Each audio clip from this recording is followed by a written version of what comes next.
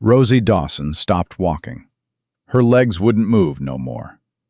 The Texas sun had cooked the earth so hot she could feel it burning through what was left of her shoes. Billy had stopped crying 2 miles back. That scared her more than anything. "Take my brother," she whispered to nobody, practicing the words she'd say when she found somebody. Anybody. "Take my brother instead of me. I'm already ruined. He ain't." She looked down at the burns on her arm, Uncle Garrett's parting gift. Then she saw the fence posts rising up from the heat shimmer, and a man, standing there, watching her come.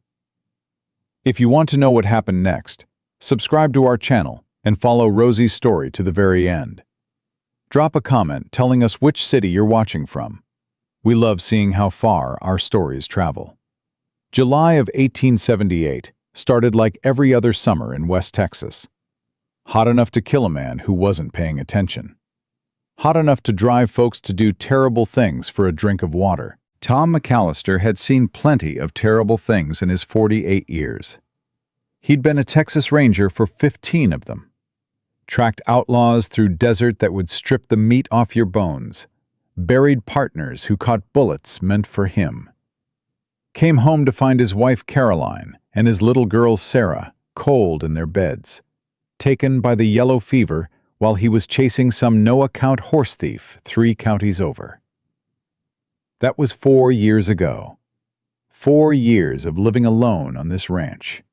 4 years of talking to nobody but his horses and the occasional supply wagon driver. 4 years of waking up every morning and wondering why he bothered. He was fixing the south fence when he saw her. At first, Tom thought the heat was playing tricks on him. The shimmer off the hardpan made everything look like it was melting, moving, breathing. But this shape kept coming, getting bigger, getting clearer. A child, carrying something, stumbling like a drunk on a Saturday night. Tom dropped his hammer and started walking. Then he started running.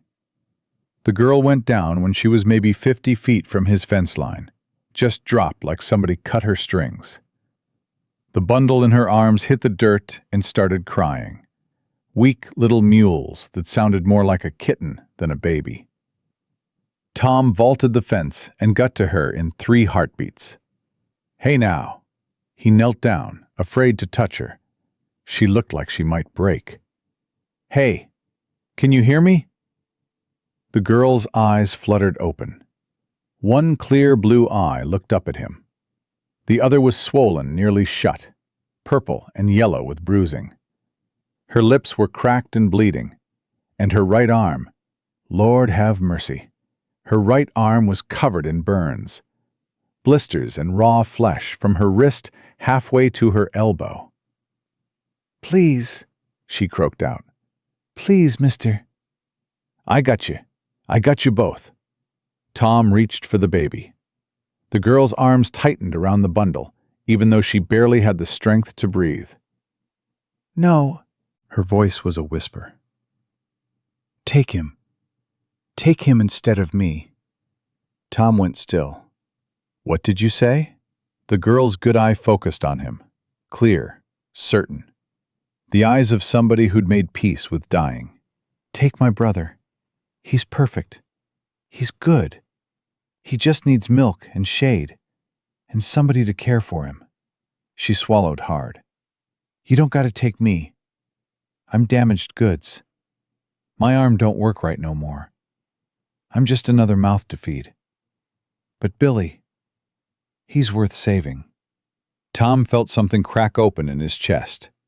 Something that had been sealed shut for 4 years. "How old are you, girl?" 10, sir." 10 years old and you think you ain't worth saving?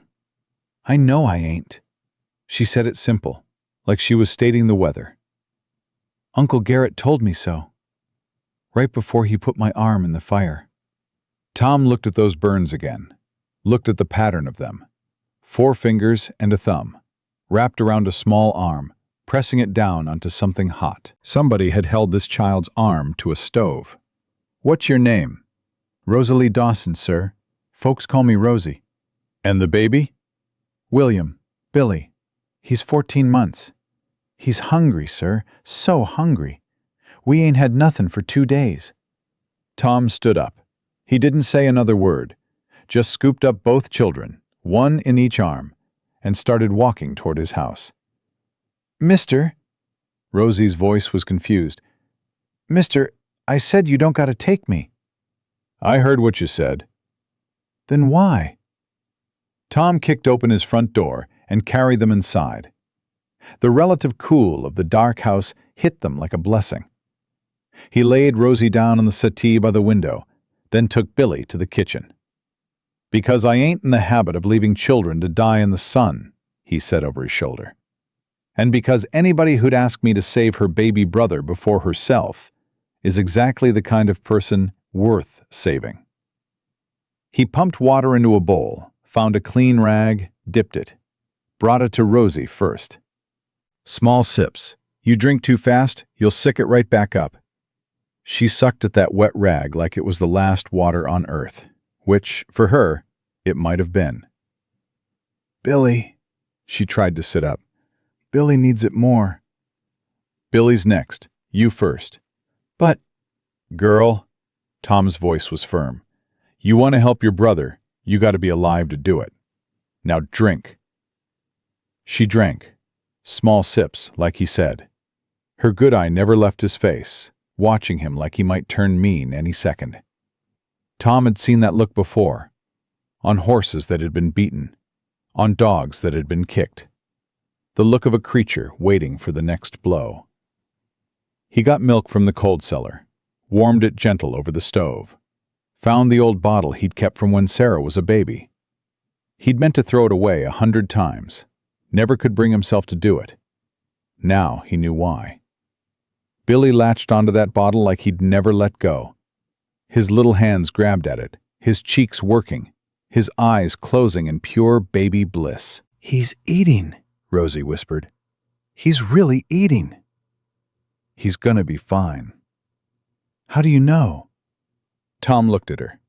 This broken little bird with her burned arm and her bruised face and her eyes that had seen too much. Because I'm gonna make sure of it, he said. Both of you. Rosie started crying then, quiet tears sliding down her dusty cheeks. She didn't make a sound.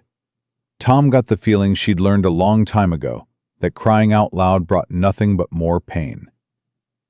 He found more clean rags, some of Martha's old salve that she used to make for burns and cuts. Knelt down beside the settee and took Rosie's damaged arm, gentle as he could. This is gonna sting. I know. She didn't flinch when he started cleaning the burns. Didn't make a peep. Just watched him with that old soul look. How long ago did this happen? 3 days, maybe 4. Hard to keep track. And you walked here? Through the desert? Had to.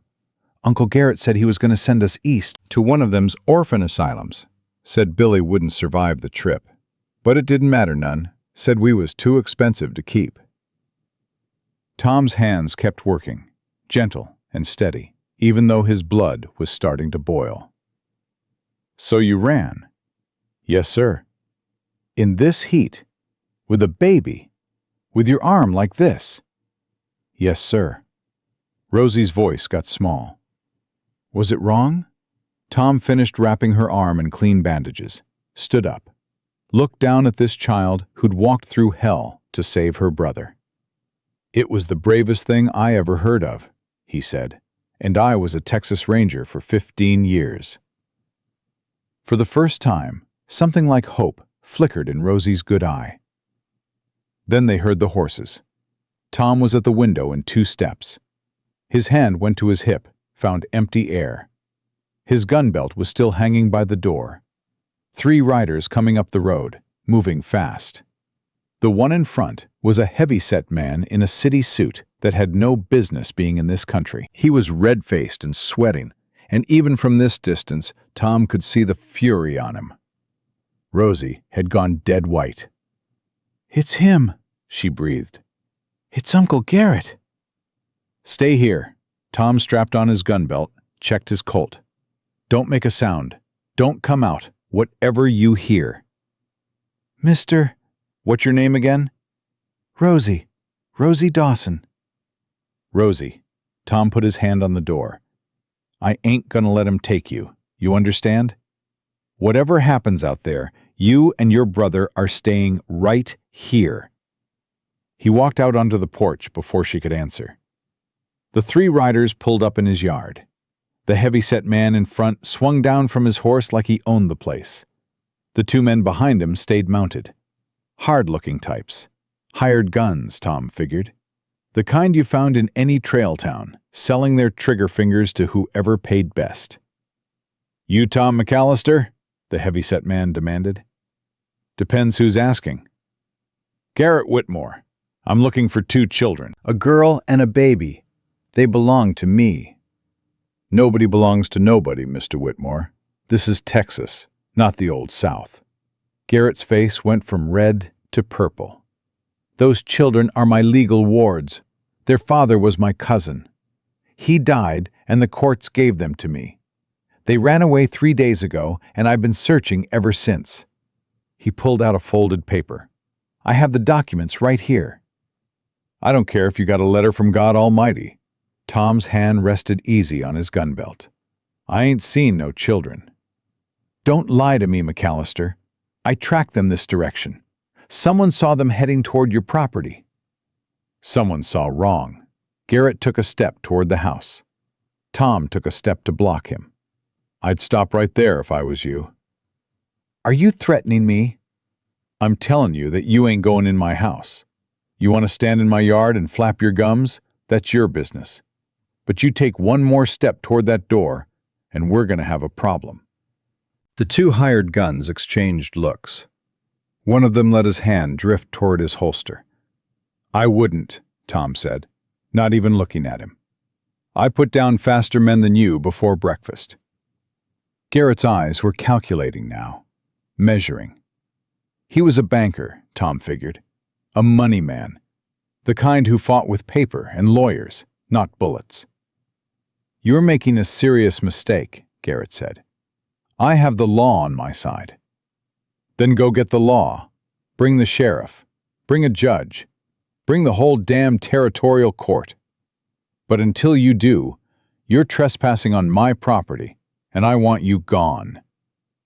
Those children are mine, I said, gone. The word hung in the hot air. Tom's hand hadn't moved from his belt. His eyes hadn't blinked. He looked like what he was, a man who'd killed before and would do it again without losing sleep. Garrett stepped back, mounted his horse. His face was ugly with rage, but he wasn't stupid enough to push it. This isn't over, McAllister. I'll be back with the sheriff, and when I am, you'll answer for this, for harboring runaways, for interfering with legal guardianship, for everything. I look forward to it. Garrett wheeled his horse around, stopped, looked back over his shoulder. That girl, he said. She tell you I burned her arm? Tom said nothing. She's a liar, McAllister. A dirty little liar. She fell into the stove. An accident. Ask anyone in town. Garrett's smile was thin and cruel. But accidents happen out here, don't they? In the desert. In the heat. Accidents happen all the time. He rode off. His hired guns followed. Tom watched them until they were nothing but dust on the horizon. Then he went back inside. Rosie was sitting up on the settee, Billy clutched to her chest. Her face was wet with tears, but her jaw was set hard. He's coming back, she said. He always comes back. I know. You should have let us go with him. Her voice was bitter, defeated. Now he's going to hurt you too. That's what he does. He hurts everybody who helps us. Tom pulled up a chair, sat down so he was eye level with her. Rosie, I'm going to ask you some questions, and I need you to tell me the truth, the whole truth. Can you do that? She nodded slowly. Your daddy. How did he die? Mine accident. The support beams collapsed. That's what Uncle Garrett said. But you don't believe him. Her good eye filled with tears. The night before Daddy died, I saw Uncle Garrett, out by the mine. It was late, real late, and I couldn't sleep. I looked out my window and I saw him going into the equipment shed. What was he doing? I don't know. I was too far away, but he was in there a long time. And the next day, she choked on a sob. The next day they told me my daddy wasn't coming home. Tom felt cold, despite the heat. What about your mother? Mama died when Billy was born. Uncle Garrett said it was because the birth was hard, but... Rosie's voice dropped to a whisper. But Mama was sick for weeks before. Sick in a way that didn't make sense. And Uncle Garrett, he was the one who brought her medicine, every day. He said the doctor gave it to him. Did you tell anyone this? I tried to tell the sheriff, back in Dusty Springs, but Sheriff Patterson, he owes money to Uncle Garrett's bank. Everybody owes money to Uncle Garrett's bank. Rosie looked at Tom with eyes that had seen too much truth. That's how he controls them. That's how he controls everything.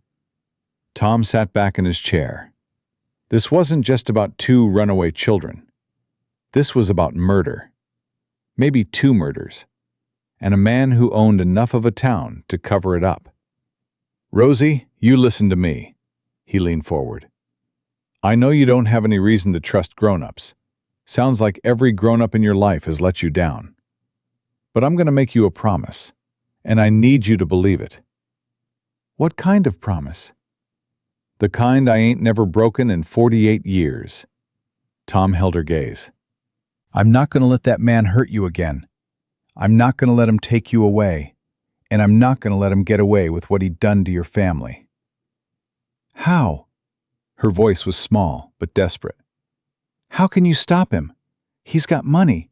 He's got the law. He's got everything. Tom stood up, walked to the window, looked out at the empty horizon where Garrett Whitmore had disappeared. He ain't got me, he said, and that's going to be his problem. 3 hours later, just as the sun was starting to think about setting, another rider came up the road. This one was alone. This one wore a badge. Tom met Sheriff Jake Callahan on the porch. Jake. Tom. The sheriff swung down from his horse.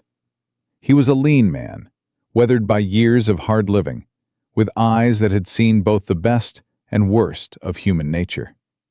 Got a complaint filed against you. I figured. Garrett Whitmore says you're holding his wards against their will. Garrett Whitmore is a lying son of a bitch. Jake's eyebrows went up. Strong words. You want to see what that lying son of a bitch did to one of them wards? Tom jerked his thumb toward the house. Got a 10-year-old girl in there with burns on her arm. Finger marks. Somebody held her down on a hot stove. The sheriff's face changed. The professional neutrality cracked, just for a second, showing something harder underneath. Whitmore claims she fell. And you believe that? I didn't say that. Jake took off his hat, wiped his brow. I'm saying what he claims. What I believe is a different matter. Then come inside, see for yourself. Tom led the sheriff into the house. Rosie was sitting on the settee, Billy asleep in her arms. When she saw the badge, she flinched back like she'd been hit. It's all right, Tom said. This is Sheriff Callahan. He's here to help. No, he ain't. Rosie's voice was flat. Lawmen don't help. They do what Uncle Garrett tells them. Jake Callahan knelt down so he was at her eye level. His voice was gentle. I ain't Sheriff Patterson, little miss. I don't know Garrett Whitmore a dime. And I don't take orders from nobody but my own conscience. He looked at her arm. May I see? Rosie looked at Tom. He nodded. Slowly, she unwrapped the bandages. Jake Callahan had been a lawman for 23 years. He'd seen gunshot wounds, knife wounds, rope burns on hanged men. He'd seen things that would turn a normal man's stomach. But when he saw that little girl's arm, his face went pale. Sweet Jesus. Uncle Garrett did it, Rosie said quietly. I wouldn't sign the papers. The papers that said he could sell Daddy's mine. So he put my arm on the stove, and he held it there. And he said he'd do the same to Billy if I didn't sign. Did you? Sign? No, sir. Her chin came up, just a little. That mine belonged to my daddy. It's supposed to belong to me and Billy now. I ain't giving it to the man who killed him. Jake looked at Tom. Tom looked back. Neither of them said anything for a long moment. Then Jake stood up. I can't arrest him. Not yet. All I got is the word of a child against a man who's got documents and lawyers and the ear of every politician in 3 counties. So that's it? Tom's voice was hard. He walks free? I didn't say that. Jake put his hat back on. I said I can't arrest him yet. But I can make sure those children stay right here while we figure this out. Temporary custody. Emergency circumstances. I got the authority to do that much. And when Whitmore comes back with his lawyers? Then we'll deal with that when it happens. Jake headed for the door. Stopped. Turned back. Tom, you know what you're getting into here? Garrett Whitmore ain't just some small-town banker.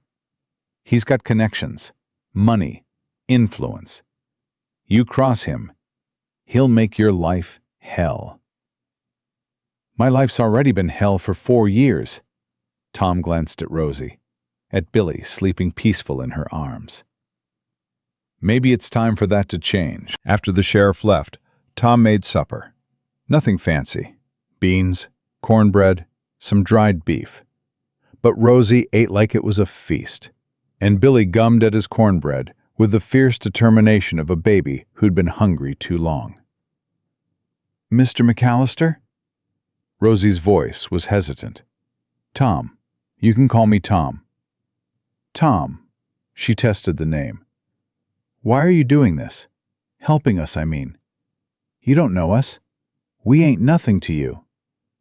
Tom set down his fork, thought about how to answer. You're right, he said finally. You ain't nothing to me. Not yet. But 4 years ago, I had a little girl about your age.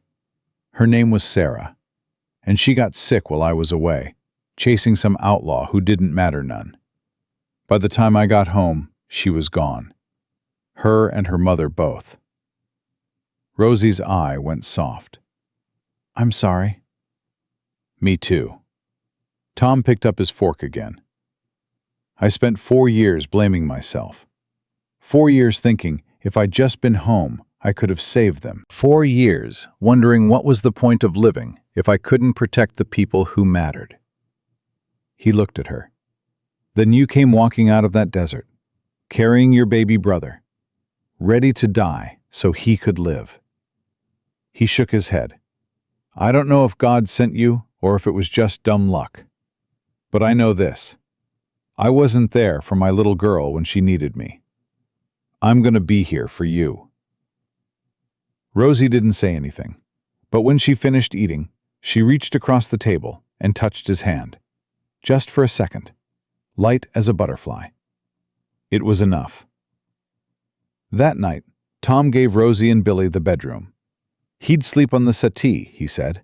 Keep watch in case Whitmore decided to try something in the dark. Tom? Rosie stood in the doorway, Billy already asleep in the bed behind her. What's going to happen tomorrow? I don't know. Are you scared? Tom thought about it, really thought. No, he said. I ain't scared. I spent 4 years being scared of living, scared of caring about anything, scared of losing something else. He looked at her. You and your brother, you reminded me of something I forgot. What's that? That some things are worth fighting for, even if you might lose. Rosie smiled, small, uncertain, but real. Good night, Tom. Good night, Rosie. She closed the door. Tom sat in the dark, his rifle across his knees, watching the road through the window. Somewhere out there, Garrett Whitmore was planning his next move, gathering his resources, calling in his favors. Tomorrow, the real fight would begin. But tonight, for the first time in 4 years, Tom McAllister wasn't alone. And that, he figured, was worth more than all the fights in the world. The sun came up mean the next morning. By 7 o'clock, it was already hot enough to make a man think twice about stepping outside. Tom was up before dawn, checking his rifle, counting his ammunition, making sure everything was in order. Rosie found him on the porch, staring at the empty road. You think he's coming today? I think he's coming soon. Tom didn't look at her. Man like Whitmore, he don't like being told no. Makes him crazy. Makes him stupid. Uncle Garrett ain't stupid. He's mean, but he ain't stupid. Mean men make mistakes when they get angry enough. That's what I'm counting on. Billy started crying inside. Rosie turned to go, then stopped. Tom, if something happens to you because of us, I'll never forgive myself. Tom finally looked at her. This 10-year-old girl, with her burned arm and her bruised face, and her heart that was too big for her small body.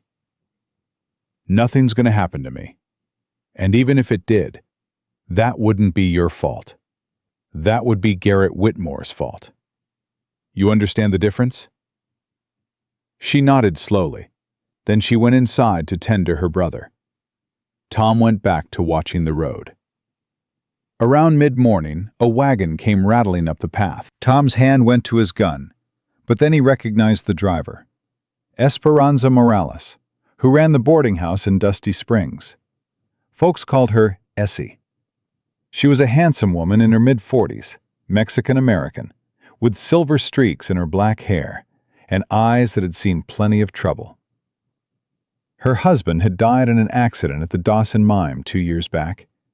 She'd been running her boarding house alone ever since. Tom walked out to meet her. Essie, long way from town. Long way for important news. She climbed down from the wagon, brushing dust off her skirts. You got those children inside? News travels fast. Everything travels fast when Garrett Whitmore is involved. Essie's face was grim. He was in my place last night, buying drinks for some rough-looking men, talking loud, talking about how some rancher was going to learn a lesson about interfering in family business. Tom's jaw tightened. How many men? 6 that I counted. Maybe more. The kind who don't ask questions about the work they're hired to do. When? Tonight, I think. He was talking about waiting for dark. Essie looked toward the house. Can I see them? The children? Tom hesitated, then nodded. He led her inside. Rosie was sitting by the window, feeding Billy small pieces of bread soaked in milk. When she saw Essie, her face lit up. Mrs. Morales! Rosie, mija.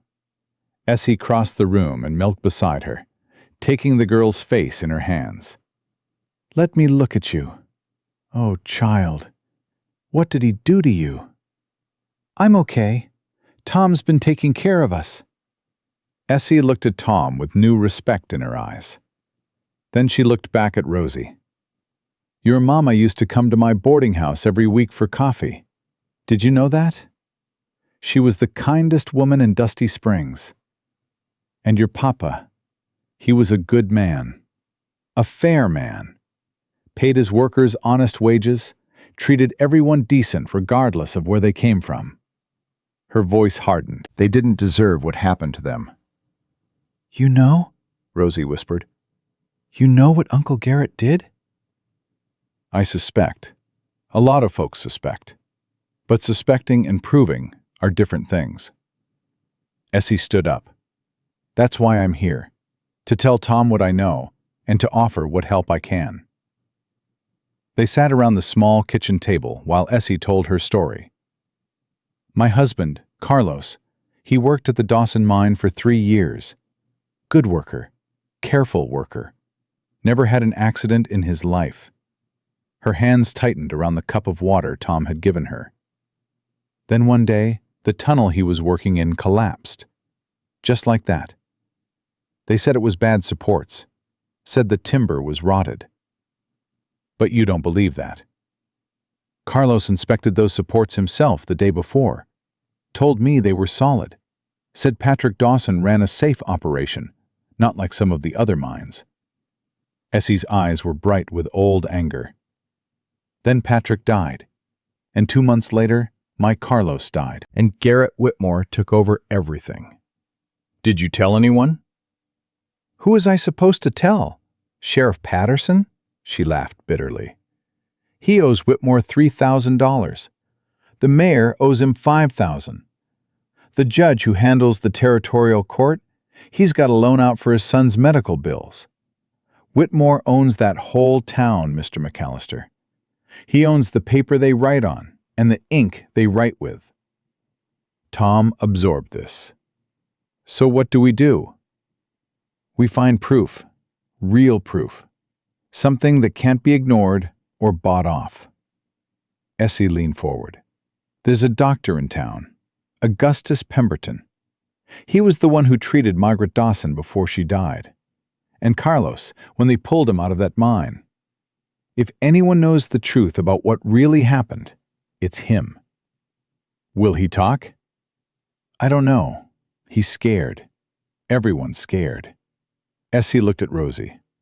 But maybe, for the sake of these children, he'll find his courage. I'll ride into town tomorrow. Talk to him. You can't. Essie shook her head. Whitmore's got men watching the roads. You show your face in Dusty Springs, they'll shoot you before you get within a mile of the doctor's office. Then what do you suggest? Essie smiled. It wasn't a nice smile. I suggest you stay here and protect these children. Let me handle the doctor. I've got ways of moving around that town without being noticed. Benefits of being the woman who cooks breakfast for half the population. She stood to leave, then paused at the door. Mr. McAllister, I need to tell you something. About tonight. Go on. Those men Whitmore hired, they ain't just going to try to take the children. I heard him talking. He said... She swallowed hard. He said he wanted to make an example. Said other folks in the territory needed to know what happens when someone crosses him. Meaning? Meaning he wants you dead. And he wants it to look like an accident. Or maybe like you tried to fight back when they came to legally reclaim his wards. Essie's eyes were dark with worry. He's done it before. To Carlos, to Patrick Dawson. He knows how to make murder look like misfortune.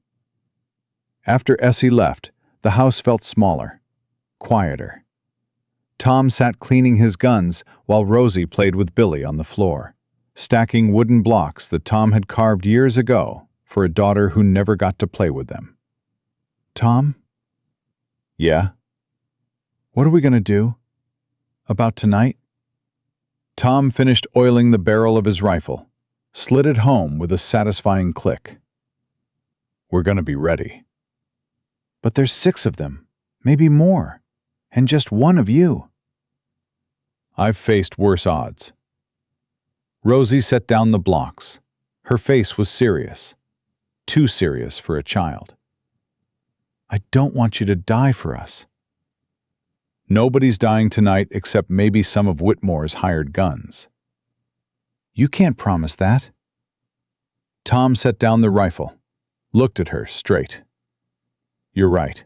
I can't. But I can promise you this. Whatever happens tonight, you and Billy are going to be okay. I got a plan. What kind of plan? Tom walked to the corner of the room, pulled back a worn rug. Underneath was a trap door. Storm cellar. Built it myself when I first came to this land. It goes down 12 feet, stone walls, stone floor. Nothing can get through. And there's a tunnel that comes out about 50 yards east, behind that big rock formation. You know the one? Rosie nodded, her eyes wide. When things start, I want you to take Billy and get in that cellar. Close the door. Don't open it for nobody unless they knock 3 times, then 2 times, then 3 times again. That's the signal. That means it's me, and it's safe. What if you don't come? Then you wait till morning. Then you take Billy through that tunnel, and you run. East. There's a Comanche settlement about 15 miles that direction. Chief name of Samuel Crowfeather. He knew your grandmother. He'll take you in. How do you know about my grandmother? Tom paused. He hadn't meant to say that much. Essie mentioned it. Said your mama's people had Comanche blood. Is that true? Rosie nodded slowly.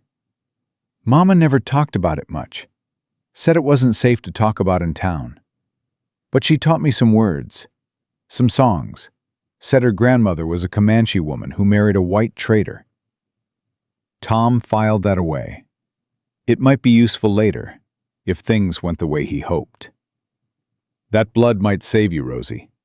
Tribal law is different from white man's law. If you can prove your heritage, the Comanche might be able to claim jurisdiction, take you away from Whitmore legally, in a way he can't fight. Is that really true? I don't know for certain, but it's worth trying. Tom replaced the rug over the trap door. Now, let's get you and Billy fed before dark. The afternoon passed slow and tense. Tom fortified what he could, moving furniture to block windows, setting up positions where he could shoot from cover. Rosie helped where she could, her burned arm making her wince every time she lifted something heavy. But she never complained. Billy seemed to sense the tension. He was fussy, crying more than usual, refusing to settle. He knows something's wrong, Rosie said, bouncing him on her hip. Babies always know. He's smart, like his sister. Rosie almost smiled at that.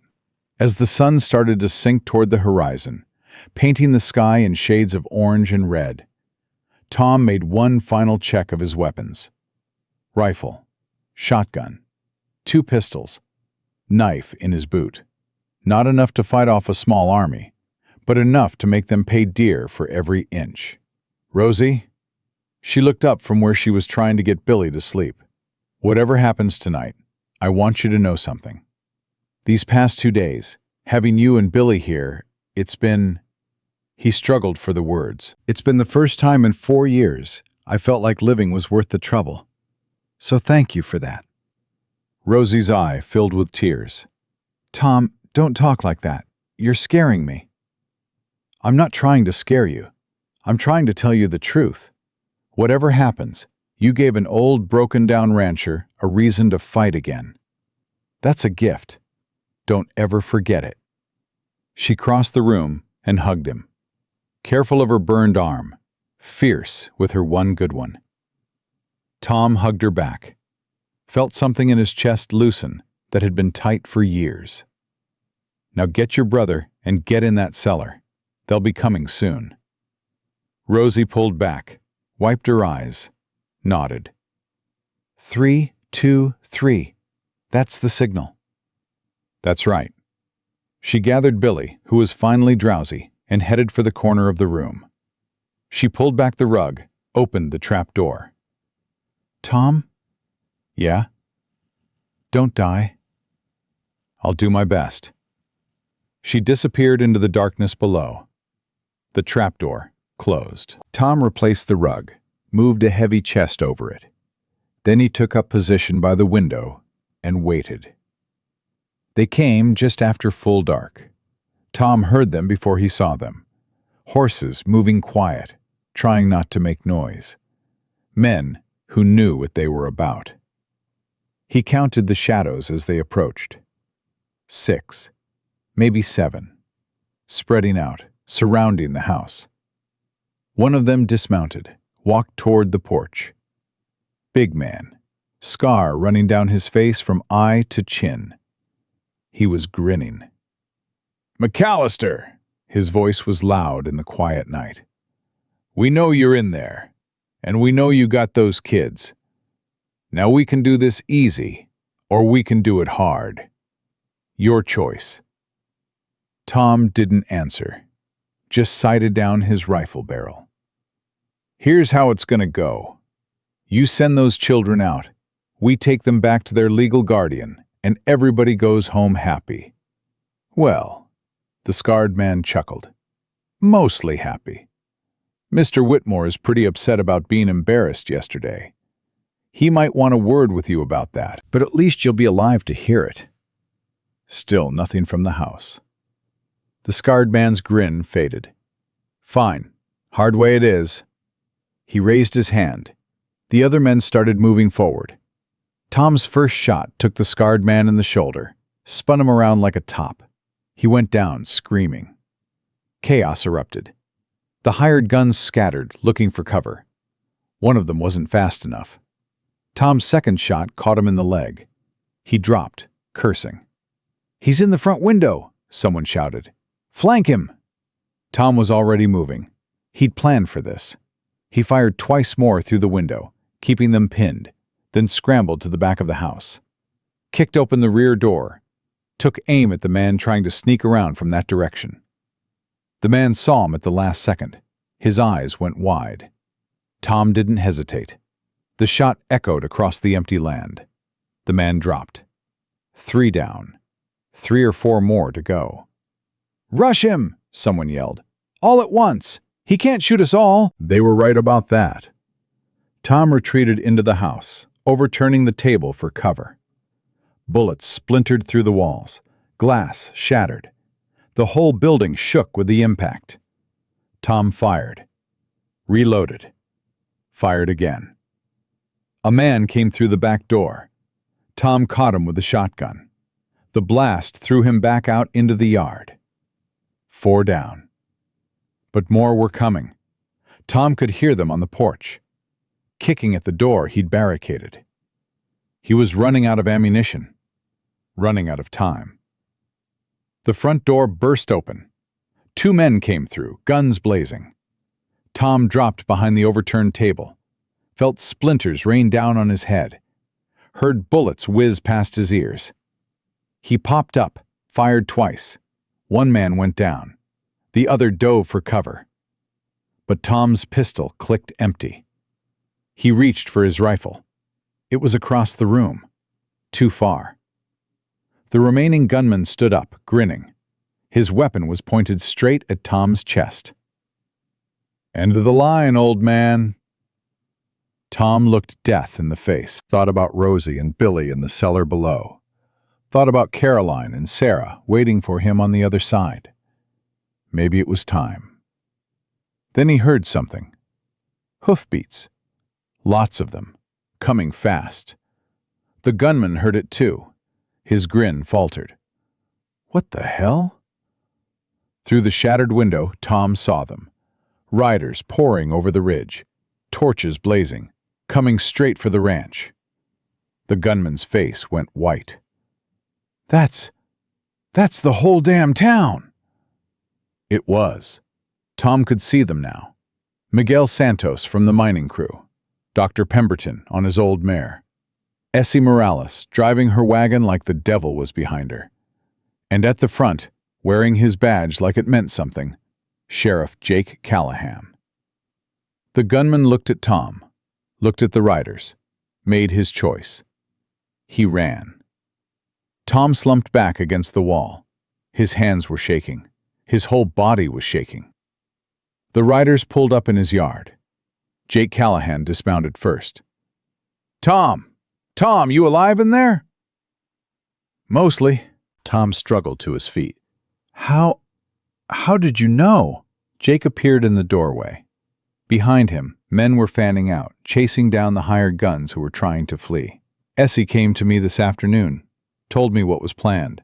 Jake looked around at the bullet holes, the blood, the destruction. Took me a while to round up enough folks willing to stand against Whitmore, but once word got out what he was planning to do, to a couple of children no less, he shook his head. Even scared folks got limits, Tom. Even folks who owe money got a line they won't cross. Miguel Santos appeared in the doorway, breathing hard. We got 4 of them, 2 dead, 2 wounded. The others scattered into the desert. They won't get far. And Whitmore? Wasn't with them. Miguel's face was grim. He's probably still in town, waiting to hear it was done. Tom pushed himself upright. The children. I need to check on the children. He stumbled to the corner, shoved the chest aside, pulled back the rug, knocked on the trapdoor. 3 times. 2 times. 3 times. Silence. Then, slowly, the door opened. Rosie's face appeared in the darkness. Her good eye was swollen from crying. Billy was wailing in her arms. Tom? Is it over? It's over, sweetheart. You can come out now. She climbed up into the ruined house, saw the bullet holes, the blood, the chaos. Then she saw Tom, standing there alive, and she started crying all over again. She ran to him, hugged him so tight he could barely breathe. You came back, she sobbed. You knocked the signal, and you came back. I told you I would. I thought, when I heard the shooting, I thought... I know. Tom held her close, Billy squished between them, all 3 of them shaking. I know. But I'm here, and you're here, and we're all gonna be okay. Over Rosie's head, Tom caught Jake Callahan's eye. What about Whitmore? I'm heading to town now to arrest him. Attempted murder, conspiracy, hiring men to commit assault. Jake's face was hard. He's done, Tom. Even his money can't buy his way out of this one. Don't be too sure. Man like that has got tricks we ain't seen yet. Maybe, but he ain't never faced the whole town standing against him before. Jake tipped his hat. You rest up. I'll send word when he's in custody. The sheriff rode off into the night, taking most of the men with him. A few stayed behind to help clean up the bodies and secure the wounded prisoners. Tom sat on the porch with Rosie, watching the stars come out.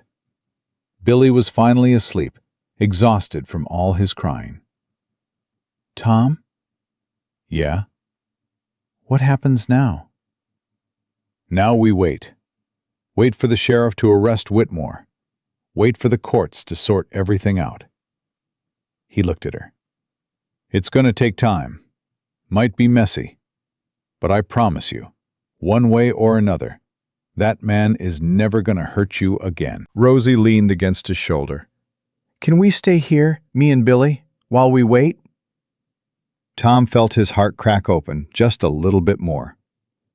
You can stay here as long as you want. Forever? The word hung in the warm night air. Tom thought about Caroline, about Sarah, about all the years of loneliness and grief. Then he looked at this little girl, this brave, broken, beautiful little girl, who had walked through fire to save her brother. Forever sounds about right, he said. Rosie smiled. For the first time since he'd met her, she smiled like a child was supposed to smile. Free, happy, safe. It was, Tom thought, the most beautiful thing he'd seen in 4 years. But even as they sat there in the quiet aftermath, Tom knew the fight wasn't over. Garrett Whitmore was still out there, still dangerous, still desperate. And desperate men did desperate things. The news came 3 days later, and it wasn't what Tom had hoped for. Sheriff Callahan rode up to the ranch looking 10 years older than he had the night of the attack. His shoulders were slumped, his face drawn tight with frustration. Tom met him on the porch. One look told him everything he needed to know. He got away. Not exactly. Jake climbed down from his horse, slow, like every joint in his body ached. He's still in town, still walking free, But Tom, I can't touch him. What are you talking about? You had witnesses. You had his hired guns in custody. Had being the key word. Jake pulled off his hat, ran a hand through his thinning hair. Every single one of them changed their story. Said they were acting on their own. Said Whitmore never paid them nothing, never told them to do nothing.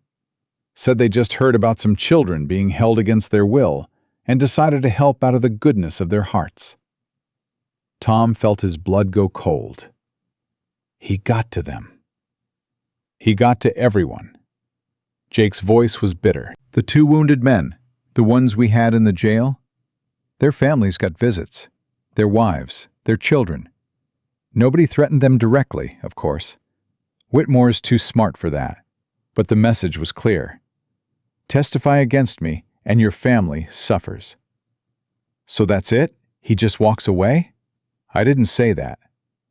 Jake looked toward the house, where Rosie was watching through the window. There's still the matter of guardianship. Judge Morrison is making his circuit next week. We can present evidence then. Try to get the children placed permanently with you. But Tom, you need to understand something. Whitmore's not done. He's been talking to lawyers in Austin. Important lawyers. He's going to fight this with everything he's got. Let him fight. It ain't that simple. He's got those guardianship papers, signed by a judge back east, all legal and proper. Unless we can prove he murdered those children's parents, unless we can prove he's unfit to raise them, the law says they're his. Tom was quiet for a long moment.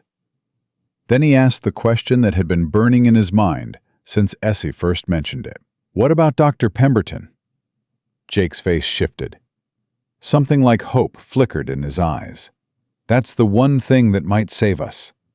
Essie's been working on him. She says he's close to talking. Really talking. About what he saw when Margaret Dawson died.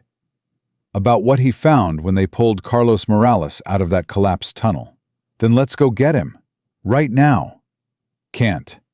Whitmore's got men watching the doctor's house. Watching mine too, probably.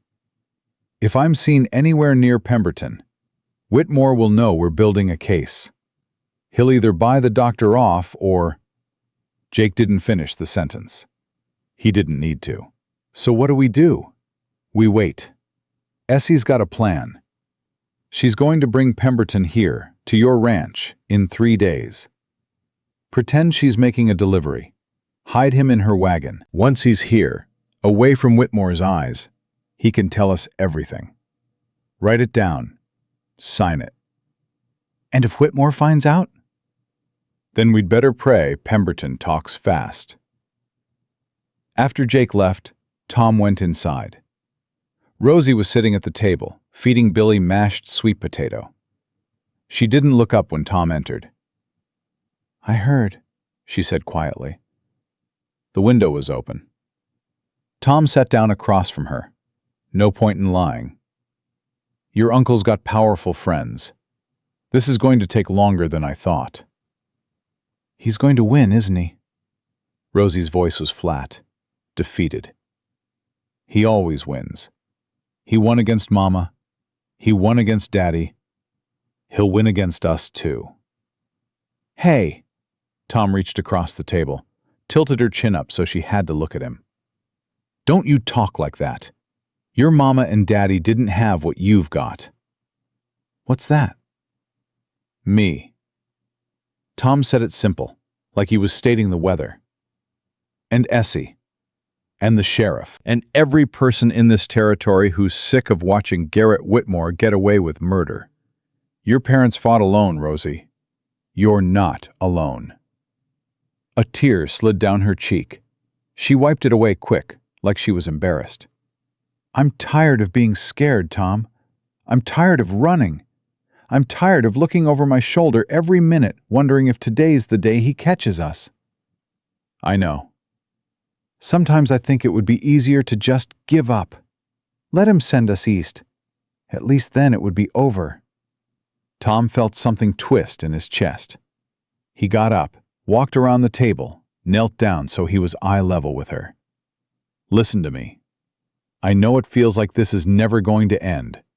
I know it feels like Whitmore's got all the power and we've got nothing. But I've seen men like him before. Powerful men. Men who thought they were untouchable. You know what happens to men like that? Rosie shook her head. They get careless. They get arrogant. They start believing their own lies so much that they can't see the truth coming until it hits them square in the face. Tom took her hand, the one that wasn't burned. Your uncle made a mistake when he hurt you. He made a bigger mistake when he let you get away. And he made the biggest mistake of all, when he underestimated what a 10-year-old girl could do to bring him down. What do you mean? I mean, you're the witness, Rosie. You saw him at the mine the night before your daddy died. You watched him bring your mama medicine that made her sicker instead of better. You felt him hold your arm to that stove. Tom squeezed her hand. Your testimony matters. Your truth matters. And when the time comes, you're going to stand up in front of that judge and you're going to tell the whole world exactly what kind of man Garrett Whitmore really is. What if they don't believe me? I'm just a kid. Then we'll make them believe. With Dr. Pemberton's testimony, with evidence, with the truth. Tom stood up. The truth is like water, Rosie. You can dam it up for a while, but eventually it finds a way through. And when it does, it washes away everything that tried to stop it.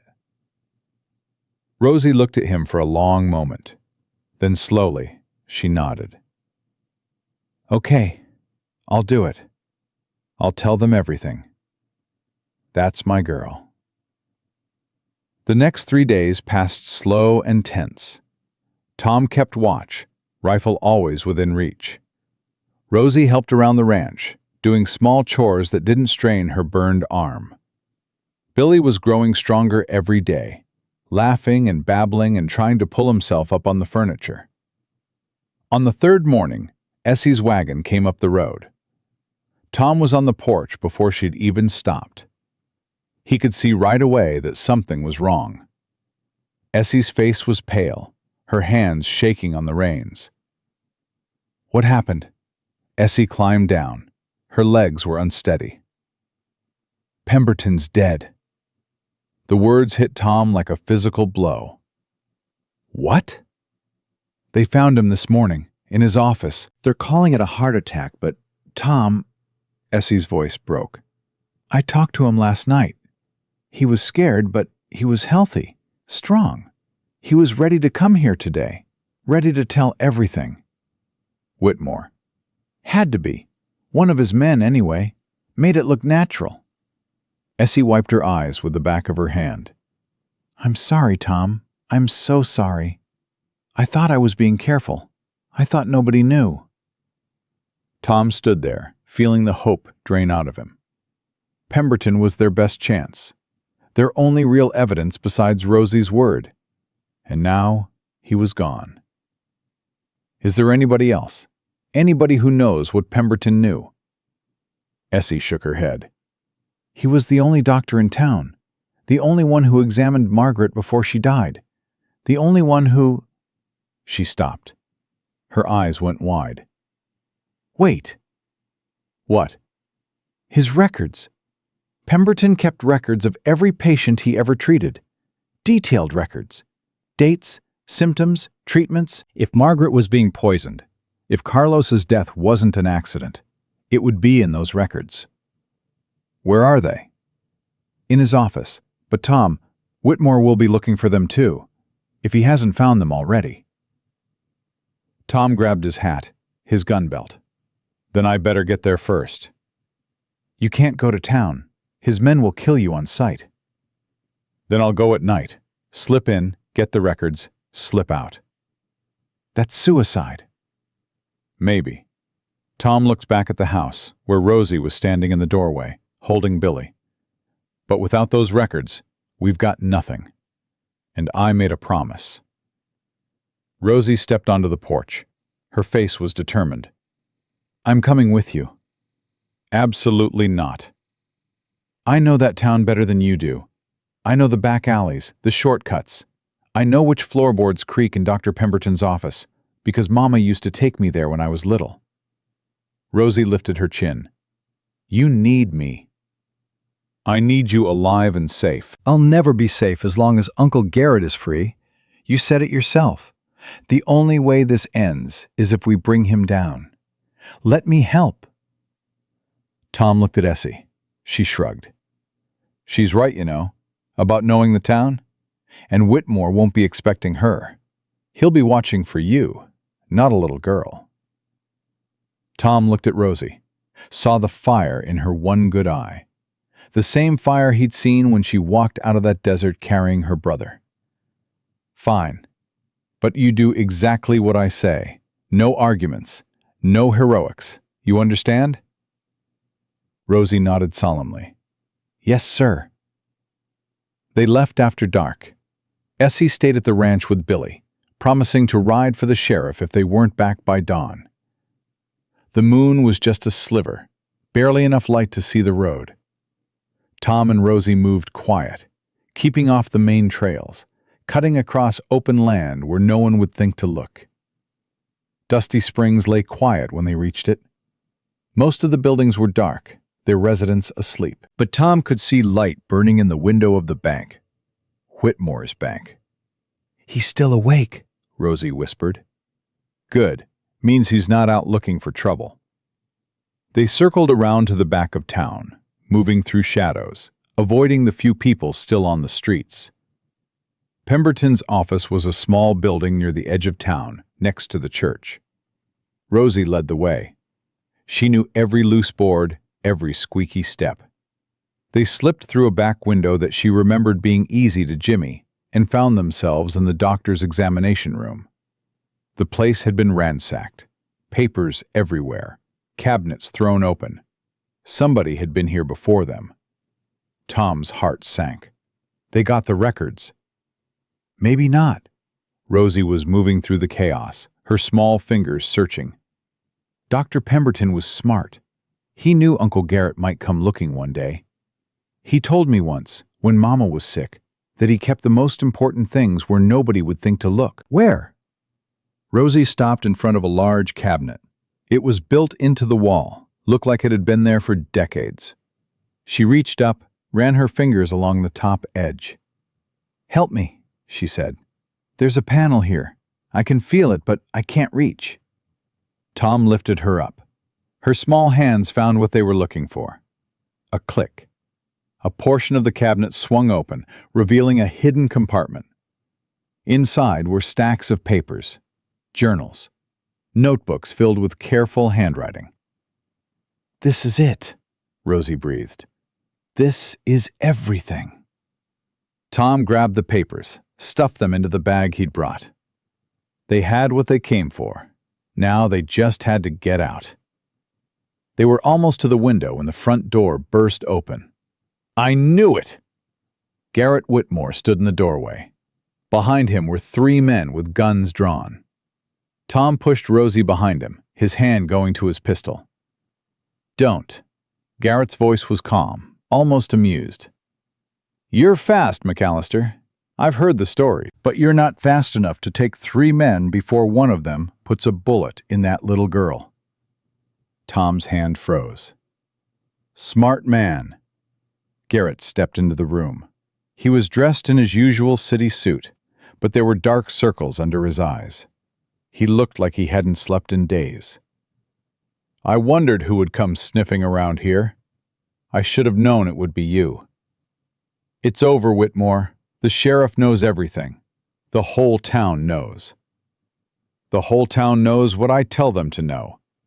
Garrett's smile was thin and cruel. You think a few papers are going to change that? You think anybody's going to believe the ravings of a dead doctor and the lies of a traumatized child? They'll believe the truth. The truth, Garrett laughed. It was not a pleasant sound. The truth is whatever people with power say it is. That's the first lesson of civilization, McAllister. The second lesson is that power comes from money, and I have more money than God. He gestured to his men. Take the bag.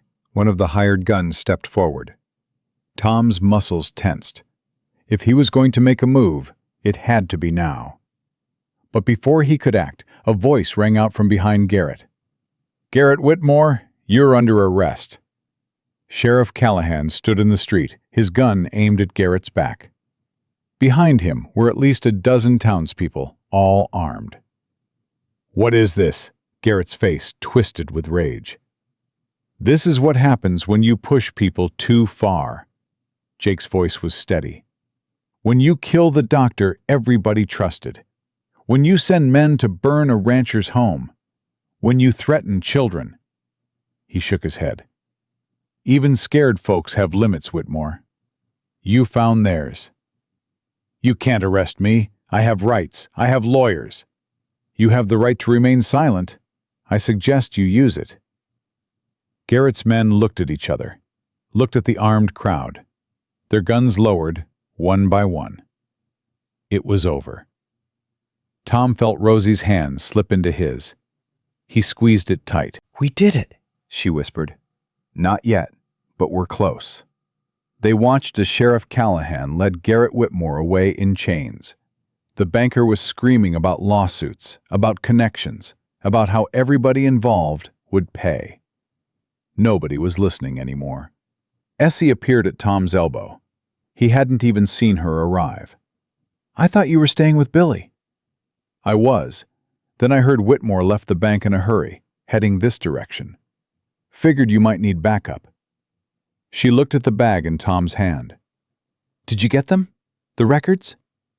Tom nodded. "Then it's really over?" Tom looked at Rosie, at her burned arm, her bruised face, her one good eye shining with tears. "Almost," he said. "There's still one more thing we need to do." "What's that?" "Make sure this never happens again. To anyone." The next morning, Tom sat down with Rosie and they went through Dr. Pemberton's records together. What they found was worse than either of them had imagined. Margaret Dawson hadn't died from complications of childbirth. She'd been slowly poisoned over weeks.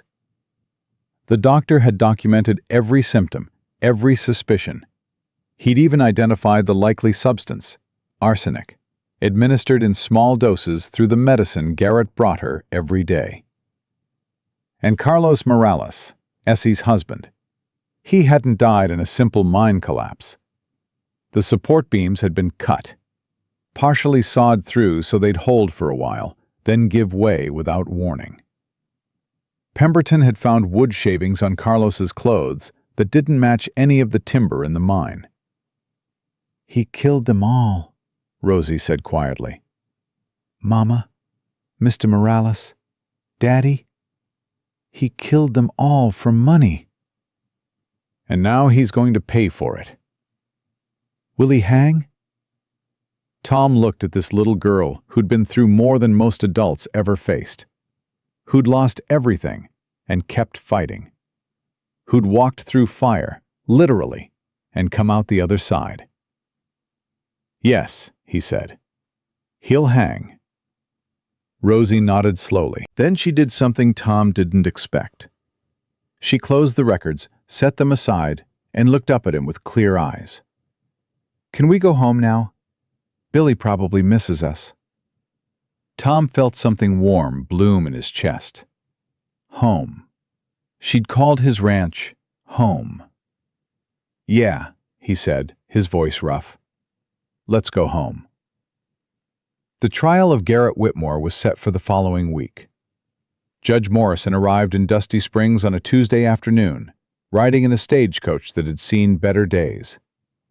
He was a lean man in his 60s, with sharp eyes and a reputation for fairness that had survived 30 years on the frontier. Tom was in town when the judge arrived. He'd come to meet with Sheriff Callahan to go over the evidence one more time. But when he saw Morrison step off that stagecoach, he felt something he hadn't allowed himself to feel in a long time. Hope. "That's him?" Rosie asked. She'd insisted on coming, leaving Billy with Essie at the ranch. "That's him." He looks old. Old don't mean weak. That man sent more outlaws to the gallows than any other judge in Texas.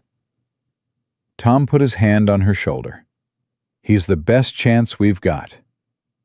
They watched as the judge was greeted by the mayor and led toward the hotel. Whitmore's lawyers had already arrived, 3 of them, in suits that cost more than most folks in Dusty Springs made in a year. They stood on the porch of the bank, watching the proceedings with cold eyes. "They look confident," Rosie said quietly. "Let them. Confidence don't mean nothing when you're facing the truth." But even as Tom said it, he felt a knot of worry in his gut. Whitmore's lawyers were from Austin.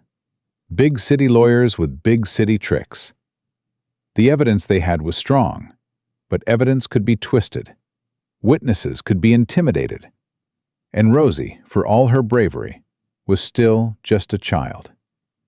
A child who would have to stand up in front of a courtroom full of adults and accuse her own uncle of murder. That night, Tom found Rosie sitting on the porch of their room at the boarding house.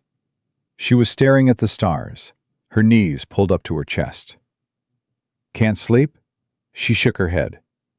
Tom sat down beside her. The night was warm, the kind of Texas summer night that felt like being wrapped in a blanket you couldn't take off. "Scared about tomorrow?" A little. She was quiet for a moment. Tom, what if I mess up? What if I get in there and I can't remember things right? What if I start crying and everybody thinks I'm just making it up? Then you'll take a breath and try again. Nobody expects you to be perfect, Rosie. They just expect you to tell the truth. But what if the truth isn't enough? Tom thought about that. Thought about all the times in his life when the truth hadn't been enough. When bad men walked free because they had money or power or connections. When good people suffered because justice was blind in all the wrong ways. You remember what I told you about water? Rosie nodded. It finds a way through. That's right. And sometimes it takes longer than we want. Sometimes it has to go around obstacles, find new paths, wear down stone inch by inch over years and years. But it never stops. It never gives up. He looked at her. You're like that water, Rosie. You've been finding your way through since the day your daddy died. Through grief, through pain, through that desert with your brother in your arms. Whatever happens in that courtroom tomorrow, you're going to keep finding your way. I believe that. Rosie leaned against his shoulder. I wish Mama and Daddy could see me. They can. I'm sure of it. Do you think they'd be proud? Tom felt his throat tighten. I think they'd be the proudest parents in all of heaven. They sat there in silence for a while, watching the stars wheel overhead. Then Rosie spoke again, her voice small. Tom, after all this is over, after Uncle Garrett goes to jail or whatever happens, what's going to happen to me and Billy? What do you mean? I mean, where will we go? Who will take care of us? She looked up at him, her one good eye glistening. I know you've been kind to us. I know you saved our lives. But that don't mean you have to keep us forever. We're not your responsibility. We're not your family. Tom felt something break open in his chest. Something that had been locked away since Caroline and Sarah died. Rosie, I need to tell you something. And I need you to listen real careful. She nodded, her face solemn. When I found you in that desert, when I saw you carrying Billy through the heat, ready to die so he could live, something happened to me. Something I didn't expect. He swallowed hard. For 4 years, I'd been dead inside, going through the motions of living, but not really alive. I'd convinced myself that caring about anyone ever again was too dangerous, that if I kept everyone at arm's length, I couldn't get hurt. And then we showed up. And then you showed up. Tom smiled, but his eyes were wet. And you reminded me of something I'd forgotten. that family isn't about blood.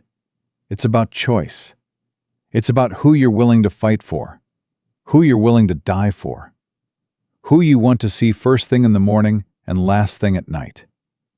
Rosie was crying now, silent tears streaming down her cheeks. I can't replace your parents, Rosie. I wouldn't try. But if you'll have me, I'd like to be your family. You and Billy both. Not because I have to, because I want to.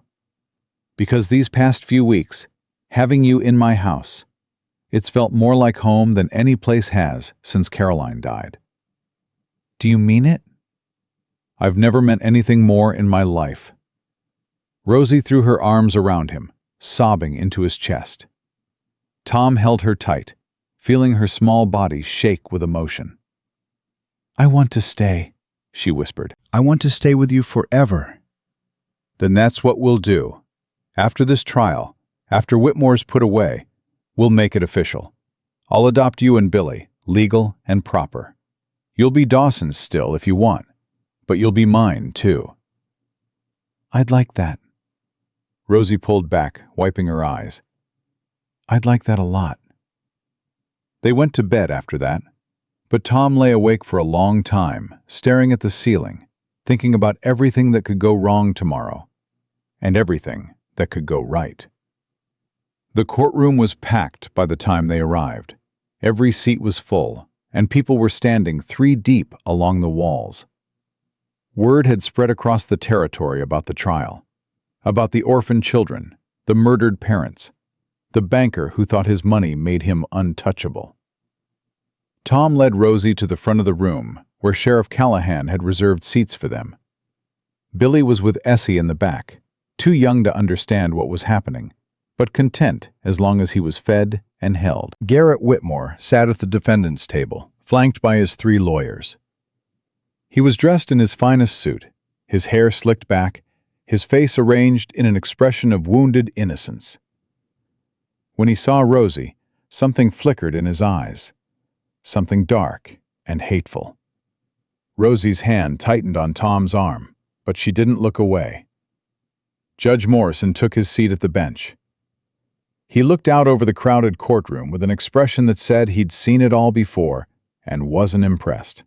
This court is now in session. We're here to determine whether Garrett Whitmore should be bound over for trial on charges of murder in the first degree, 3 counts. Additionally, we will hear arguments regarding the custody of minors Rosalie and William Dawson. He looked at the lawyers. Prosecution, you may proceed. The territorial prosecutor was a young man named Daniel Carver. He was nervous, clearly out of his depth against Whitmore's expensive legal team. But he'd been working with Sheriff Callahan for days, and he knew the evidence cold. He laid it all out. Dr. Pemberton's records documenting Margaret Dawson's poisoning. The testimony of miners who'd seen Garrett near the equipment shed the night before Patrick Dawson died. The wood shavings found on Carlos Morales' body that matched saw cuts, not natural breakage. The pattern of Garrett's behavior, inheriting money and property every time someone died. Whitmore's lawyers objected constantly. They questioned the authenticity of the records. They attacked the credibility of the witnesses. They suggested that Dr. Pemberton had been senile, that the miners were disgruntled employees seeking revenge, that the whole case was a fabrication by people jealous of Garrett's success. But Judge Morrison let the evidence stand, and when it came time for Rosie to testify, he called a brief recess. "You sure you're ready for this?" Tom asked her in the hallway. Rosie's face was pale, but her jaw was set. I have to be. For Mama, for Daddy, for Billy. She looked up at him. Will you be there? In the front row? Wild horses couldn't drag me away. When the court reconvened, Rosie walked to the witness stand alone. She looked impossibly small in that big chair, her feet not quite touching the floor. But her voice was steady when she took the oath. Prosecutor Carver approached her gently. "Rosalie, Can you tell the court what you saw on the night of March 14th of this year? The night before your father died? Rosie took a deep breath. I couldn't sleep. I was worried about Daddy because he'd been arguing with Uncle Garrett about the mine. About money. Her voice was quiet but clear. I went to the window and I saw Uncle Garrett walking toward the equipment shed. It was late, real late. I watched him go inside. He was in there a long time, maybe an hour. Then he came out and went back to the main house. Did you tell anyone what you saw? Not at first. I didn't know it meant anything. But then the next day, Daddy went to the mine, and the tunnel collapsed. Her voice cracked slightly. After that, I was too scared to say anything. Uncle Garrett said he was our guardian now. He said we had to do what he told us. And what did he tell you? He told me to forget what I saw. He said nobody would believe a little girl anyway. He said if I ever told anyone, something bad would happen to Billy. The courtroom was silent. Even Whitmore's lawyers had stopped shuffling papers. Rosalie, can you tell the court about your arm? About the burns? Rosie held up her right arm, still wrapped in bandages. Uncle Garrett wanted me to sign papers. Papers that would give him control of Daddy's mine. I said no. I said it belonged to me and Billy. She paused. He got real angry. He grabbed my arm and he put it on the stove. He held it there while I screamed. He said he'd do the same to Billy if I didn't sign. Did you sign? No, sir. I ran. I took Billy and I ran into the desert. I'd rather die out there than let him hurt my brother. One of Whitmore's lawyers stood up.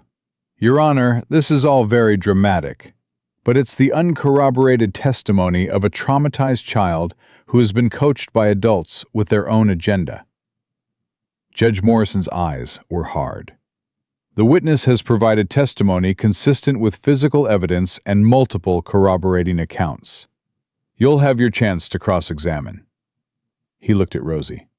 Please continue. There's more, Rosie said quietly. About Mama. The courtroom went even more silent. Uncle Garrett used to bring Mama medicine every day. He said the doctor gave it to him, but Mama kept getting sicker instead of better. One time, I saw him pouring something into the bottle. Something from a little jar he kept in his pocket. I asked him what it was, and he said it was just extra vitamins. But after that, I started watching. Every time he gave Mama that medicine, she got worse.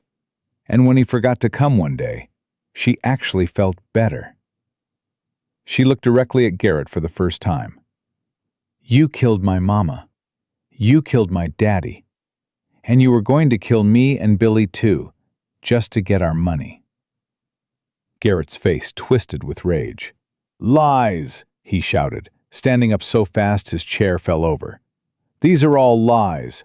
That child is a liar and a thief, and she's been turned against me by people who want what's mine. Sit down, Mr. Whitmore, Judge Morrison said coldly. I will not sit down. I have rights. I'm a respected businessman. I won't be slandered by some half-breed mongrel who belongs in an orphanage. The word hung in the air like poison. Half-breed mongrel. The whole courtroom seemed to hold its breath. Tom's hands clenched into fists. Beside him, Essie whispered something in Spanish that sounded like a prayer or a curse. But it was Rosie who responded. My Mama was part Comanche, she said, her voice clear and proud. Her grandmother was a Comanche woman named Laughing Wind, who married a white trader. That's my heritage. That's who I am. And I'm not ashamed of it. Something shifted in the courtroom. Tom felt it, saw it in the faces of the townspeople. Garrett had made a mistake. A big one. Calling a grieving child a slur in front of a judge and 100 witnesses after she'd just testified about watching her parents die. Even his expensive lawyers looked sick. Judge Morrison's face was like stone. Mr. Whitmore, You will sit down and you will remain silent for the duration of these proceedings. One more outburst and I will hold you in contempt." Garrett sat, but his face was red with fury. He knew he'd made an error. You could see it in his eyes. The cross-examination was brutal. Whitmore's lawyers tried every trick, every insinuation, every attack. They suggested Rosie was confused. They suggested she'd been bribed. They suggested her injuries were self-inflicted, that she'd burned her own arm to frame her uncle. But Rosie didn't break. Every question they threw at her, she answered calmly and clearly. When they tried to confuse her with complicated legal language, she asked them to explain. When they implied she was lying, she simply repeated what she'd seen. By the time they were done, even the lawyers looked defeated. Judge Morrison called for a recess. The courtroom emptied slowly, people murmuring to each other about what they'd witnessed. Tom found Rosie in the hallway, surrounded by townspeople who wanted to shake her hand, tell her she was brave, apologize for not seeing the truth sooner. She accepted it all with grace beyond her years.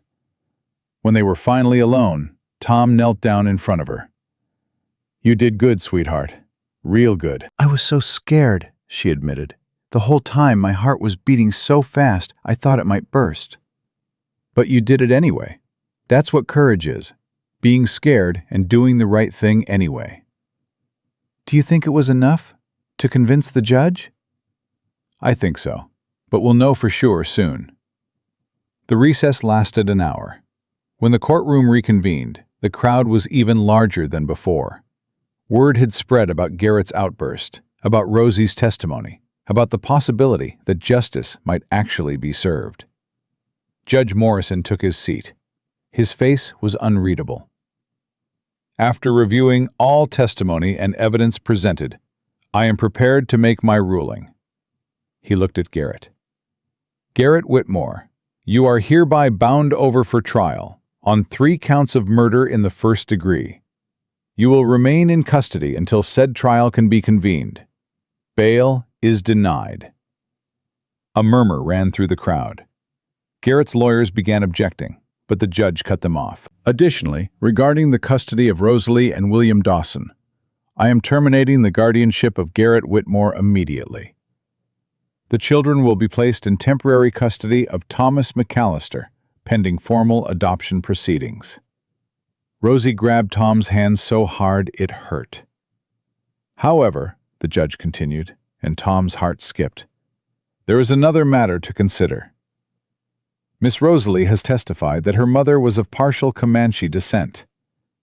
If this can be verified, the children may be eligible for tribal enrollment, which would provide additional protections under federal treaty law." He looked at Tom. "Mr. McAllister, I understand you've had contact with Chief Samuel Crowfeather of the Comanche Nation?" Tom stood, surprised. "Yes, Your Honor. He knew Rosalie's grandmother. He's expressed willingness to recognize the children's heritage." "Then I will delay final custody determination for 30 days to allow for tribal verification. If the Comanche Nation chooses to recognize these children, their adoption will proceed under both territorial and tribal law, providing the strongest possible legal protection against any future claims." The gavel came down. "Court is adjourned." Chaos erupted. People were cheering, crying, rushing forward to congratulate Tom and Rosie. Garrett Whitmore was being led away in chains, still shouting threats and promises of revenge that nobody was listening to anymore. In the middle of it all, Tom found Rosie. "We won," she breathed. "We actually won." "Not yet," Tom said, "but we're close. Real close." Essie appeared with Billy in her arms. The baby was laughing, caught up in the excitement, even though he couldn't understand it. Rosie took him, hugged him tight. "You hear that, Billy? We're going to be okay. We're going to have a real home, a real family." Tom put his arm around both of them. "Come on," he said. "Let's get out of here." We've got a long ride ahead, and there's someone we need to see. Chief Crowfeather? That's right. Tom looked out at the crowd, at the people who had finally found their courage to stand against injustice. It's time to make sure this family is official, in every way that matters. They rode out to the Comanche settlement the next morning. Tom, Rosie, Billy, and Essie, who'd insisted on coming along as a witness. The journey took most of the day, following trails that wound through canyons and across open prairie that seemed to stretch forever. Rosie was quiet for most of the ride.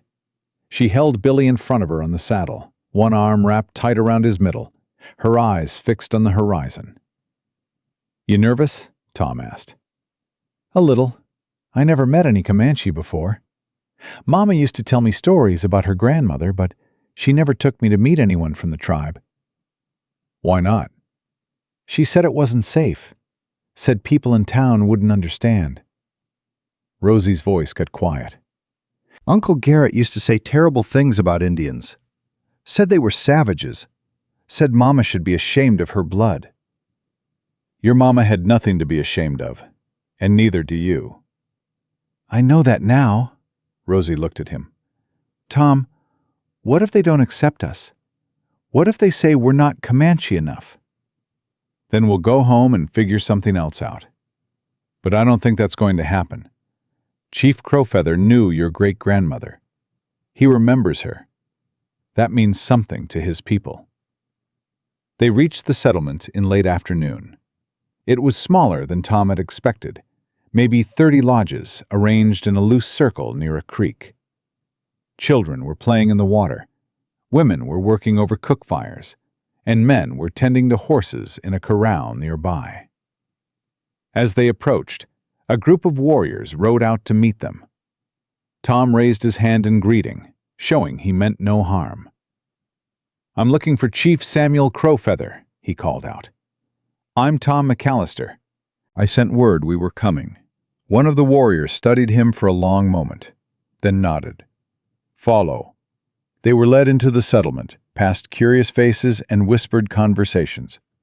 Tom could feel eyes on them from every direction. Not hostile exactly, but watchful, careful. Chief Crowfeather was waiting for them near the largest lodge. He was an older man, maybe 60, with silver hair braided down his back and eyes that seemed to see right through you. When he spotted Rosie, something shifted in his expression, something soft and sad. "You look like her," he said, walking toward them. "Like Laughing Wind." She had that same fire in her eyes. Rosie slid down from the horse, Billy still in her arms. You knew my great-grandmother? I knew her well. She was my mother's closest friend. When she left to marry the white trader, my mother wept for a week. The chief knelt down so he was eye level with Rosie. "You are her great-granddaughter. I can see her spirit in you." "Is that enough? To be part of the tribe?" Chief Crowfeather smiled. "Blood is only part of what makes someone Comanche. The rest is heart, spirit, the willingness to stand for your people, to sacrifice for those you love." He looked at her burned arm, still wrapped in bandages. "You have already proven you have the heart of a warrior, little one. You walked through fire to save your brother. That is the Comanche way." Tom stepped forward. "Chief, I came here to ask for your help. The territorial judge said that if the tribe recognizes these children, they'll be protected under federal treaty law. No one will be able to take them away again. You want us to claim them as our own. I want you to give them the protection they deserve, the protection their mother should have been able to give them." Chief Crowfeather stood, his old knees creaking. "There is a process, a ceremony. The children must be formally recognized by the Council of Elders. They must answer questions about their heritage, their intentions, their commitment to our ways." What kind of questions? Questions that will reveal what is in their hearts. The chief looked at Tom with measuring eyes. "And you, Thomas McAllister, you wish to adopt these children?"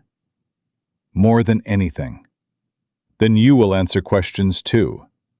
Our people do not give our children to just anyone. If you want to be their father, you must prove yourself worthy. Tom felt his stomach tighten. What do I have to prove? That is for the council to decide. Chief Crowfeather gestured toward a large lodge at the center of the settlement. Rest tonight. Tomorrow, when the sun rises, the trial will begin. They were given a lodge to sleep in, with blankets and food and water. Billy was fascinated by everything, reaching for the decorations hanging from the poles, babbling at the strange new world around him. Rosie was quieter, lost in thought. Tom? Yeah? What if they ask me questions I don't know the answer to? About Comanche history, or language, or traditions? Mama taught me some things, but not everything. Then you tell them the truth, that you want to learn, that you're proud of your heritage even if you don't know everything about it yet. Tom sat down beside her. Nobody expects you to be perfect, Rosie. They just want to know you're sincere. What about you? What if they decide you're not good enough to be our father? The question hit Tom harder than he expected. Then I'll keep trying until they change their minds. I didn't come this far to give up now. Rosie leaned against his shoulder. I'm glad you're my family, Tom, even if it's not official yet. Me too, sweetheart. Me too. The trial began at dawn. The council of elders gathered in the central lodge, 7 men and women whose ages ranged from middle-aged to ancient. Chief Crowfeather sat at the head, his face impassive. Tom, Rosie, and Billy were brought before them, with Essie watching from the back. We are here to consider a request, the chief began. These children claim descent from Laughing Wind, daughter of our tribe, who left us many seasons ago. They ask to be recognized as Comanche, to carry our protection, to be part of our people. An elderly woman leaned forward. The girl, come closer. Rosie stepped forward, her chin held high despite her trembling hands. You are the great-granddaughter of Laughing Wind? Yes, ma'am. Do you know her story? Why she left our people? Rosie hesitated. Mama said she fell in love with a white trader. Said she chose love over everything else. And do you think she was right to do so? Rosie thought about it carefully. I think she was brave. It must have been hard, leaving everything she knew. But she followed her heart, and because of that, I'm here. My mama was here. My brother is here. She looked at the old woman. I don't know if it was right or wrong, but I'm grateful she made that choice. The elders exchanged glances. Something passed between them, some unspoken communication. Another elder spoke, a man with deep scars on his face. You have suffered, child.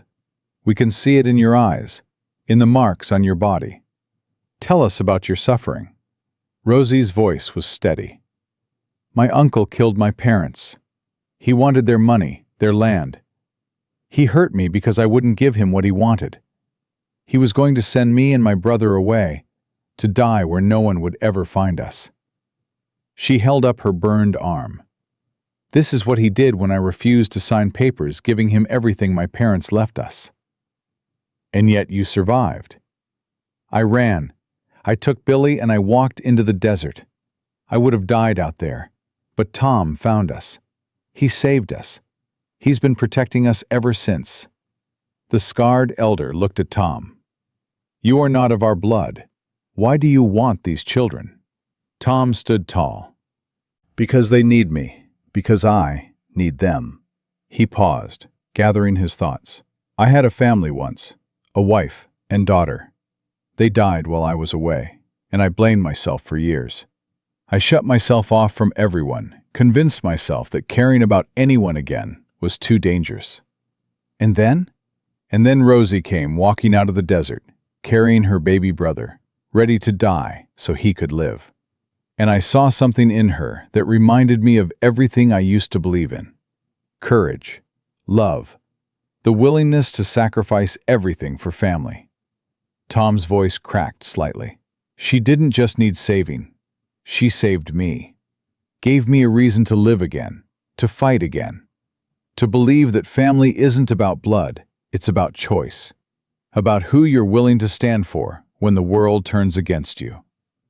The lodge was silent. Chief Crowfeather spoke.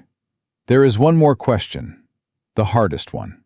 He looked at Tom with ancient eyes. If we do not recognize these children, if we send you away empty-handed, what will you do?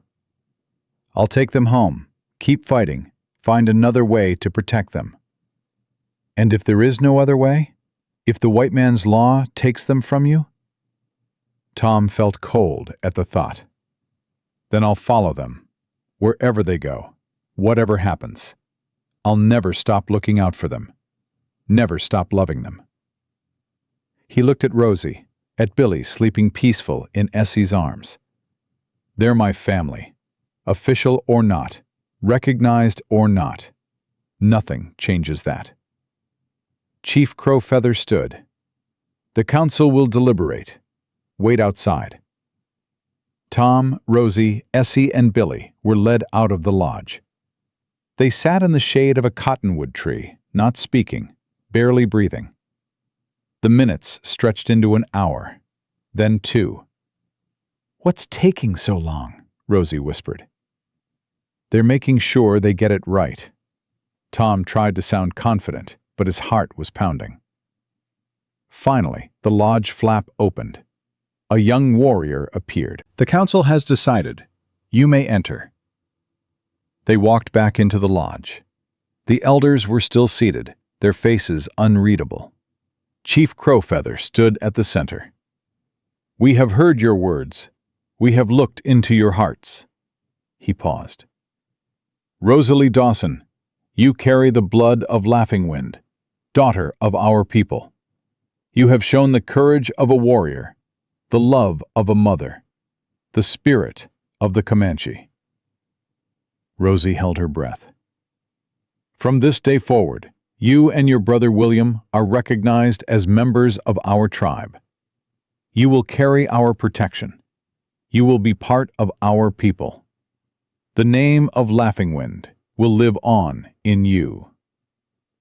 Tears spilled down Rosie's cheeks. "Thank you," she whispered. "Thank you."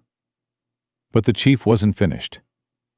"Thomas McAllister," he turned to Tom, "you are not of our blood, but you have proven yourself a man of honor. You risked your life for children who were not your own. You stood against powerful enemies. You opened your heart when it would have been easier to keep it closed." Tom felt his throat tighten. "In our tradition, family is not only blood. It is choice. It is commitment. It is the willingness to sacrifice for those you love." Chief Crowfeather walked toward him. "You have earned the right to be father to these children, not by our law, but by our respect. We give you our blessing." Tom bowed his head, overwhelmed. "I don't know what to say." "Say nothing. Words are wind. Actions are what matter." The chief placed his hand on Tom's shoulder. "Go home. Raise your children. Teach them to be strong and kind and brave. That is how you honor us." They left the settlement that afternoon, their hearts full. Rosie couldn't stop smiling, kept looking at the beaded bracelet the elders had given her as a symbol of her heritage. Billy had been given a small leather pouch containing a stone from the sacred river to protect him on his journey through life. The ride home felt shorter than the ride out. Or maybe it just seemed that way because they weren't carrying so much fear. "Tom," Rosie said, as they crested the final ridge and saw his ranch spread out below them. "Yeah?" "When we get home, can we put up something for Mama and Daddy? Like a marker or something? So they'll always be part of our new family, too?" Tom felt his heart swell. I think that's a fine idea. We'll put it right next to where Caroline and Sarah are buried. That way, all our people will be together." Our people, Rosie repeated softly. I like that. 2 weeks later, Judge Morrison returned to Dusty Springs for the final custody hearing. The courtroom was full again, but this time the mood was different. Lighter. Hopeful. Garrett Whitmore was in jail awaiting trial for murder. His lawyers had abandoned him, and his bank was being audited by territorial authorities. Everything he'd built on lies and blood was crumbling around him. Tom stood before the judge with Rosie on one side and Billy in his arms. "Mr. McAllister," Judge Morrison said, "I have reviewed the documentation from the Comanche Nation recognizing Rosalie and William Dawson as tribal members. I have also reviewed your petition for formal adoption. Do you understand the responsibilities you are taking on?" "Yes, Your Honor." "Do you swear to provide for these children, protect them, raise them to be honest and upright citizens?" "I do." "Do you swear to love them as your own, in good times and bad, in sickness and health, for as long as you live?"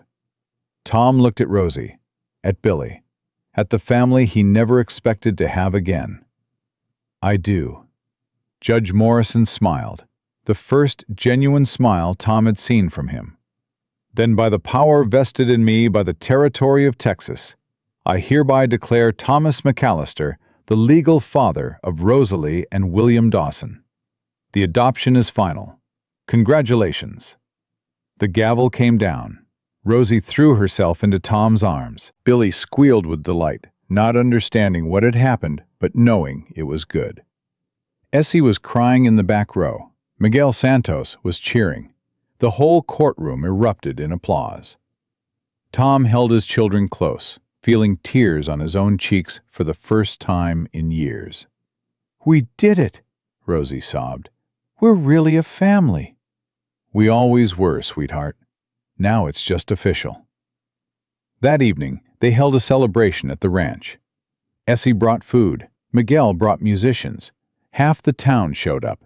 People who had stood with them, fought with them, believed in them when believing was hard.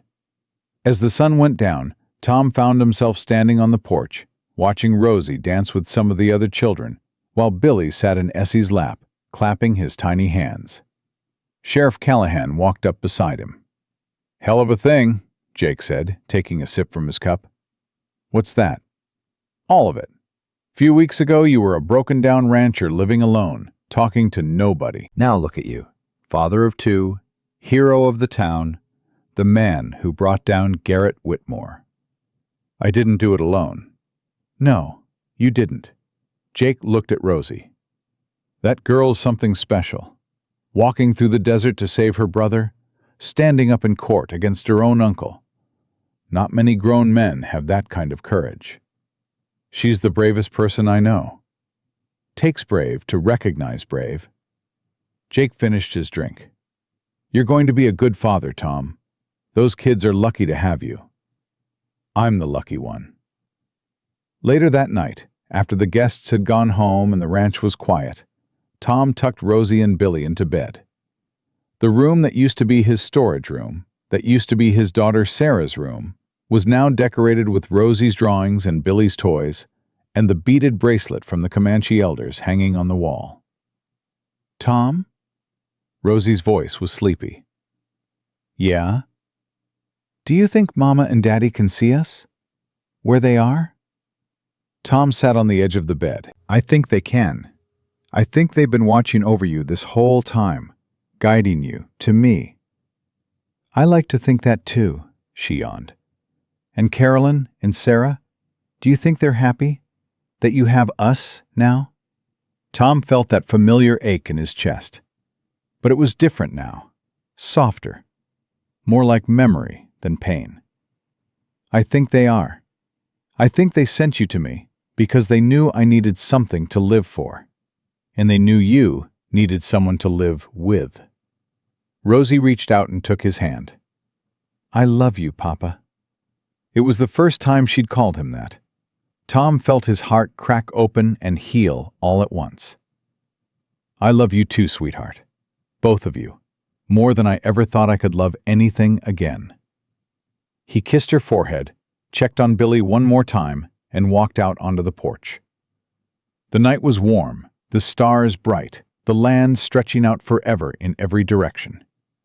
Tom stood there for a long time, thinking about everything that had happened, the pain and the loss, the fear and the courage. The moment a little girl walked out of the desert and gave him back his reason to live. He thought about Caroline, about Sarah, about the family he lost. He thought about Rosie, about Billy, about the family he found.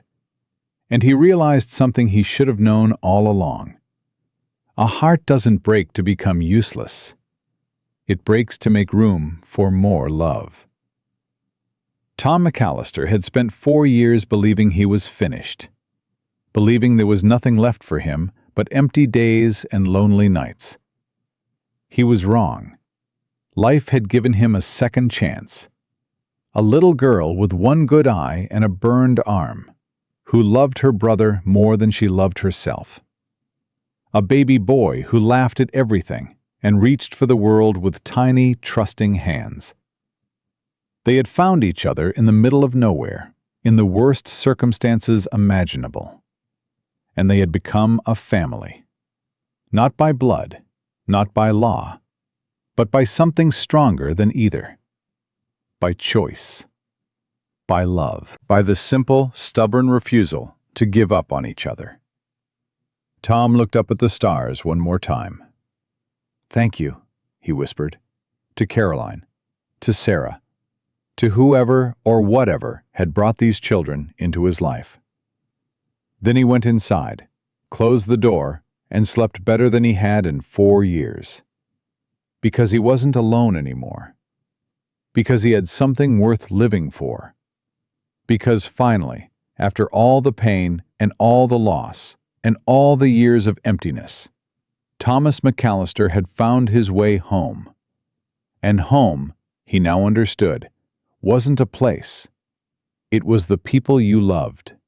It was the people who loved you back. It was Rosie and Billy, sleeping safe in the next room, dreaming of tomorrow. That was home. That was family. That was everything.